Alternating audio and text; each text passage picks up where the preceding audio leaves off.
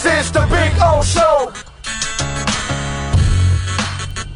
This is the Big O Show. Friday, there he is, the man, the myth, the legend. That is Manny Navarro. Follow him on Twitter for those of you watching or listening on the podcast at Manny_Navarro. More importantly, subscribe to The Athletic. So we're getting the steering wheel view now. Is that what we're getting here?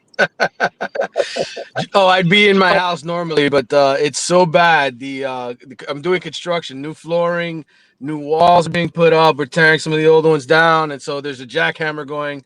So everything is in the car today, man, so that you don't hear all that stuff. Okay, all right. Well, I love that you're accommodating us. I appreciate that. Let's get, before we get to the games and all that other stuff, let's get to an issue that has arisen now with Manny and the athletic director. And I got to tell you something. I find it humorous that Manny Diaz is pissed off. Like, okay, wait a minute, dude. You've done a shitty job for over 2.5 years. So all of a sudden now you've won 3 games, barely won some of them. It's not like you're beating, the upper echelon of the of college football or anything.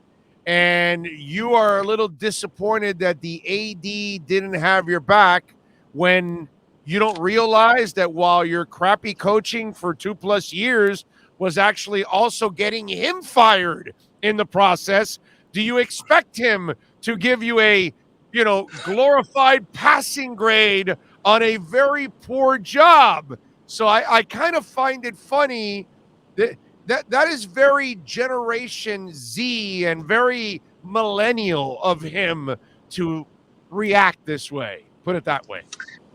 Survival of the fittest, right? I mean, ultimately, he could always turn around and blame Blake for the bad recruiting class if he needs to, right? Or he's partially responsible for it. Hey, my athletic director kind of did me in by saying I may not finish the season. So, look, he was just asking the question, or answering the question. He was asked specifically about Blake and whether or not it hurt him. But, look, man, like in the end, he's going to be judged by how this season ends and where they are and whether or not there's real progress shown. And so I think there's a chance that Manny could keep his job, and I think there's a chance Blake could keep his job. But I think both of them need a good finish from Manny Diaz. They're dependent on that. Yeah. And by the way, I think both of them come back no matter what, to be honest with you. I don't believe they're eating any salary. Somebody told me that there are people talking about that they're going to bring in Mario, they're going to buy him out, and they're going to build a stadium in Bird Road. I'm like, oh, please, dude, stop with this BS already. I don't believe this program is really, when they start spending, then I'll believe it. And I know you wrote about it, but I have to see it first to believe it, to be honest with you. I think they're coming back, but still, having said all of that, I just kind of find it funny because instead of taking ownership for what's really gone on under his watch, and let's not make it sound, look, I'm glad that they won, don't get me wrong, but this week, you did everything in your power to give that damn game away too in the process, right? I mean, it's not like it's not like the performance. Hell, I was in Atlanta on Saturday. Okay, I was in Atlanta for the Metallica, Greta Van Fleet, and Cage the Elephant concert. Prior to going into the concert, I'm in my car, and I'm cruising on the radio. So I run into the Georgia Tech broadcast. And so they're talking like when they were disappointed that they thought it was a winnable game. Once they came back and made it a game, they thought they had a chance. And then they started talking about several things that have plagued them all season long and happen again in the game, whatever, yada, yada, yada. I don't give a rat's ass about the Yellow Jackets, but it's funny because you listen to the other side and they felt like they were right there and they had an opportunity. So I don't know where Manny, I don't know what pedestal he thinks he's standing on at this moment, but it's nice that he's won, but I don't think he realizes that his winning isn't that impressive right now. No, they don't pay him to play in ACC games decided on the last possession. They pay him to win the ACC and to dominate the ACC and to have Miami play like old Miami. And that is ultimately what he's going to be judged on in my mind, and what all Miami coaches should be judged on. It's ridiculous that they've been to one ACC championship game in 17 years. It's ridiculous. They've had the top recruiting class, I want to say, out of those 17 years, probably 15 or 16 years in that division. So there's no excuse for them. Player development hasn't been there. They've produced more NFL guys than anybody else in that division, but yet, where are the results? Yes, they had Nevin Shapiro. Yes, there were off-the-field issues. Yes, they didn't do a great job recruiting quarterbacks.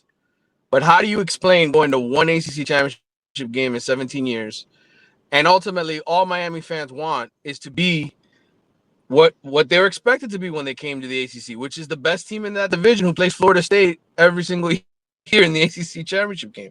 That's what everybody thought was going to happen. Yeah. And it hasn't been the case at all. Yeah. No, I'm with you. So is the relationship strained now between the two? Well, Manny's only referred to it on a professional level. So I think certainly on a personal level, I'm sure it's strained. On a professional level, he says that they, still work well together and there's a respect there. But, he could have answered that question differently, right? He could have said, yeah. I just find it funny that he's so butthurt when you've done a terrible job, dude. Up until these last 3 weeks, they're nice. I'm glad that you won. I'd rather you win than lose. That's for sure. I'm not certainly rooting for you to lose just because I don't think you're a good coach. That doesn't make any sense for me. I want you to win, but it's not like, I just kind of find it funny because he has no reason for entitlement, yet he's trying to use it, is my point. And it's funny because that's kind of been the problem with UM players for the last 15 years, is that they come in with a sense of entitlement when they haven't earned a damn thing. Right. I think he realizes the pickles he's in, and I think he realizes that he doesn't have a lot of fans. He doesn't really have a lot of support, a lot of people who have his back, who think he's the answer. So I think there's just a lot of frustration on his part.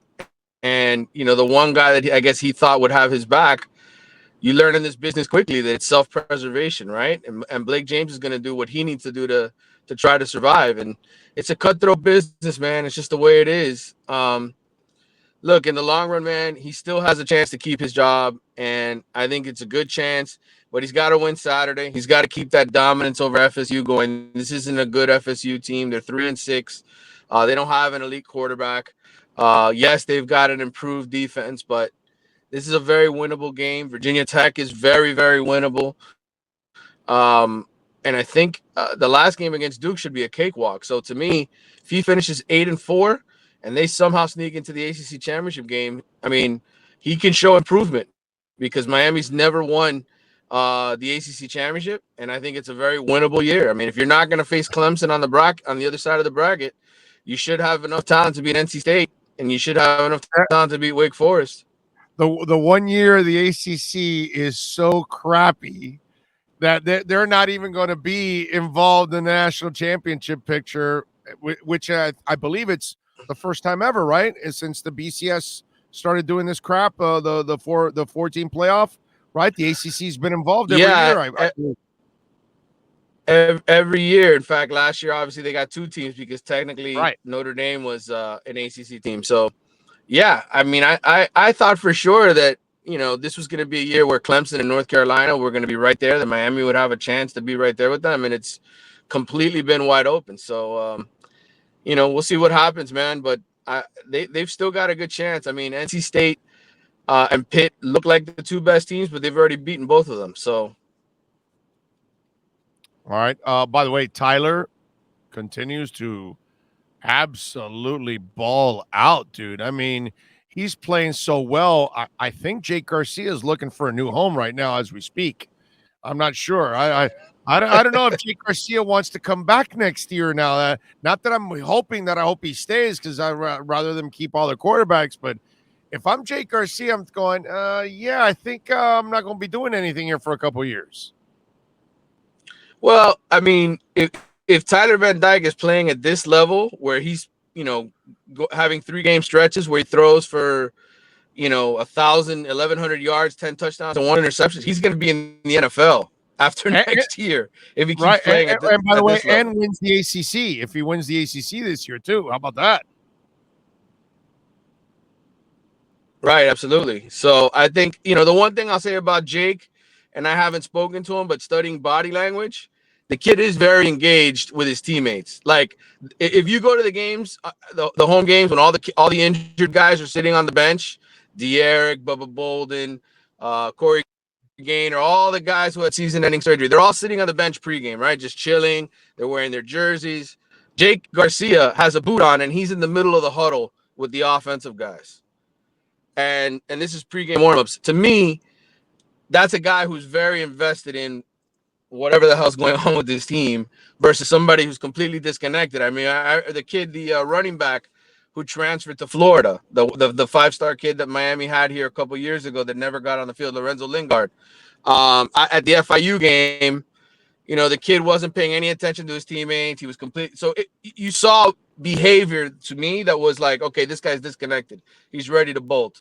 I don't see that with Jay Garcia right now. So I think there's hope for Miami that he sticks. Now, will that happen? I don't know. We'll see what happens in the offseason. We'll see who reaches out to him and who promises him what. But I think him looking at the situation and knowing how much he cares about his teammates and how much he likes being in Miami, I think there's a chance that he'll stay through next year. And then now, if Tyler has to come back in 23 and he's not going pro early, then I think for sure he's gone. But I think if Tyler finishes this season strong and goes into next year and tears it up and goes to the NFL, then Jake Garcia might stick around to be the guy.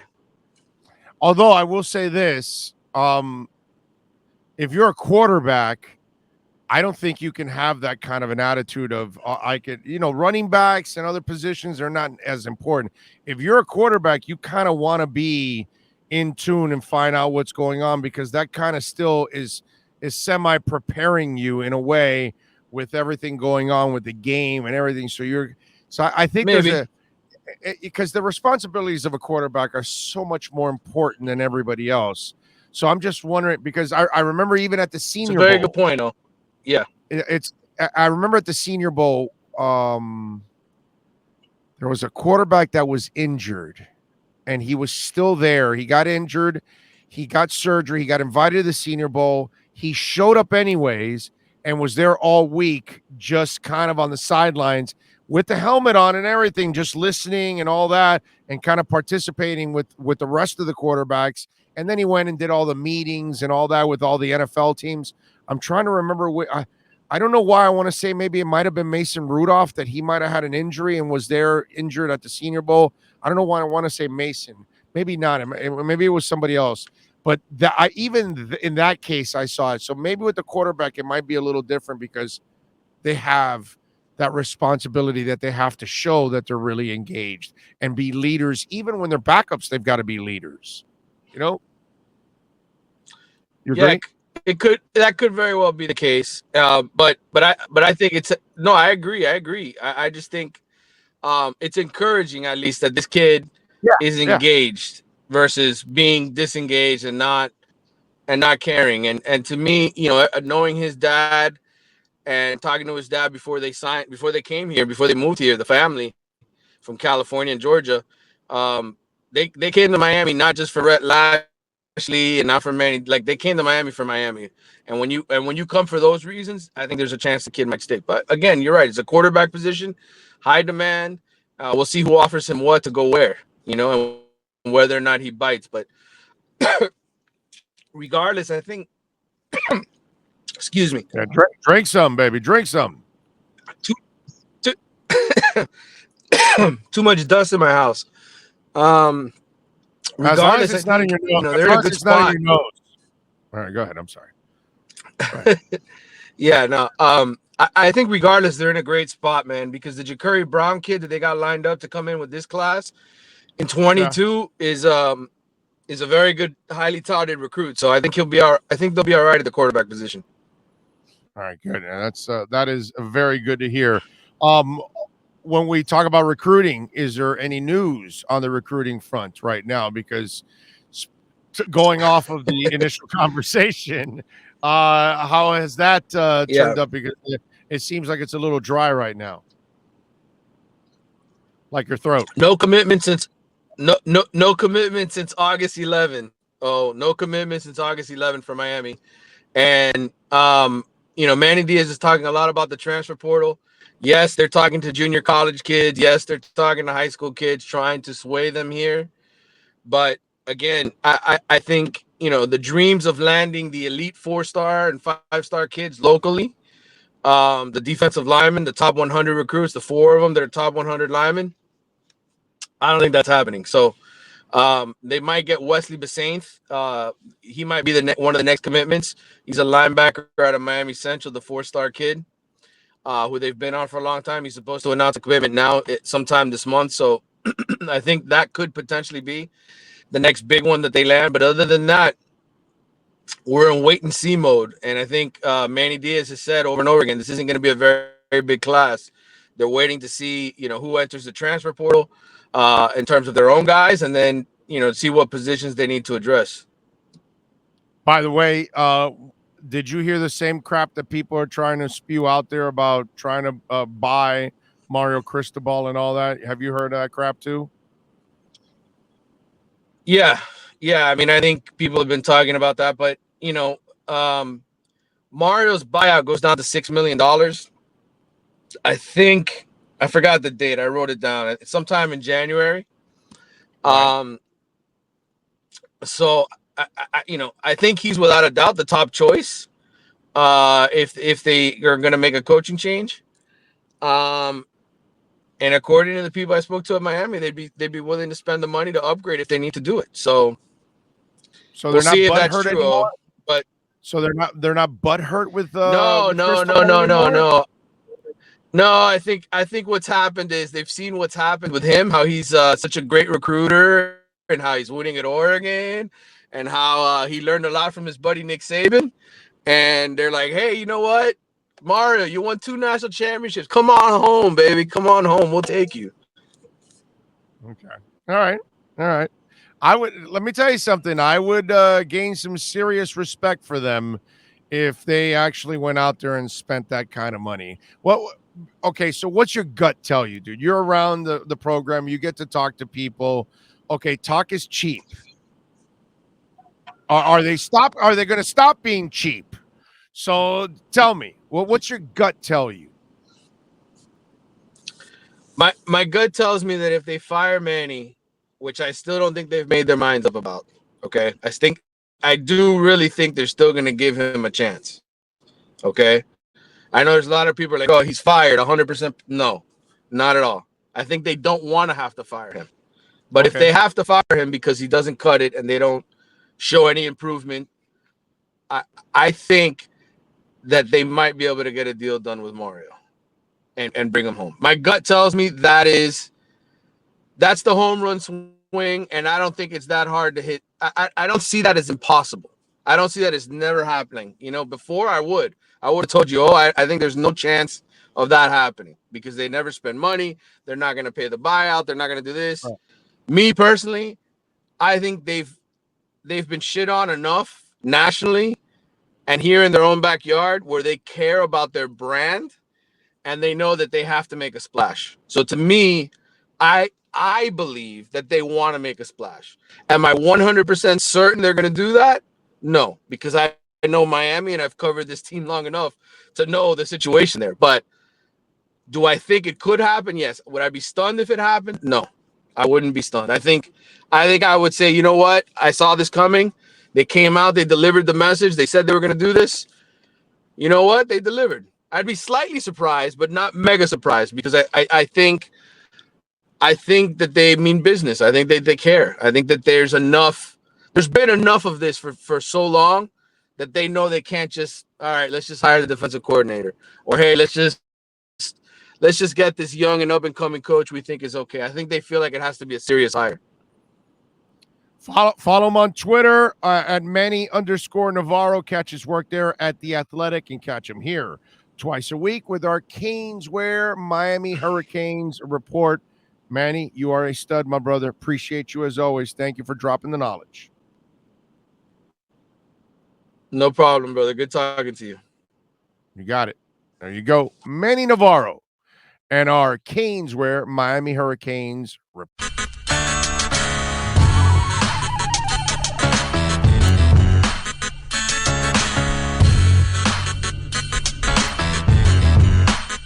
This is the Big O Show. This is the Big O Show.